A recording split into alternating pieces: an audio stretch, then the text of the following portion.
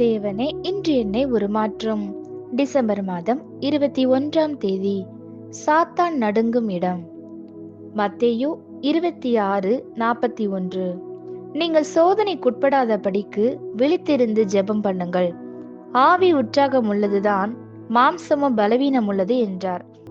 எந்த சூழ்நிலையிலும் எந்த நேரத்திலும் தேவனோடு சரியான உறவை பெற ஆவி உற்சாகம் இல்லாமல் இருப்பதில்லை.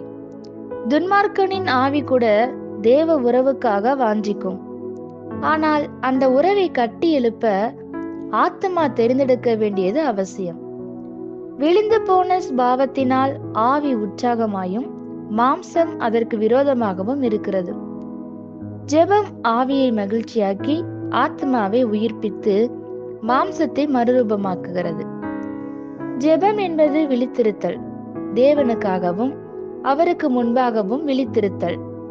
சோம்பேறித்தனமும் தூக்கமும் தான் அதற்கு மிகப்பெரிய எதிரிகள்.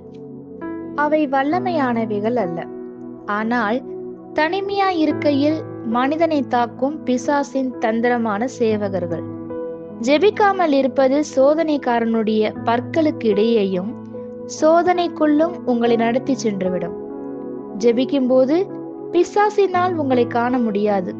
பிசாசை காலில் போட்டு மிதிக்கும் பாதைக்குள்ளாக ஜெபம் உங்களை கொண்டு செல்லும். ஜெபிக்கிறவனுக்கு முன்பாக சோதனை தன் வல்லமையை இழந்துவிடும். ஜெபம் நம்மை சோதனைக்கு நீங்களாக்கும். ஜெபித்தால் உங்களை ஒருபோதும் வஞ்சிக்க முடியாது.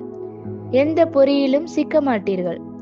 மாம்சத்தின் பலவீனத்தை இயேசு அசட்டை செய்யாமல், அதே நேரத்தில் ஜெபத்தின் மூலம் நமக்கு கிடைக்கக்கூடிய பலனையும் வல்லமையையும் அவர் உயர்த்தி காண்பிக்கிறார்.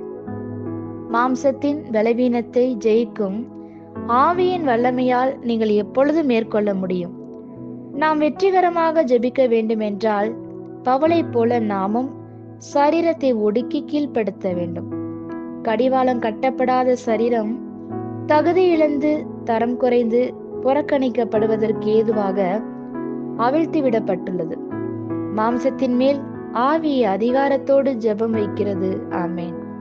இந்த வார்த்தைகளினால் நீங்கள் ஆசீர்வதிக்கப்பட்டீர்கள் என்று நாங்கள் நம்புகிறோம்.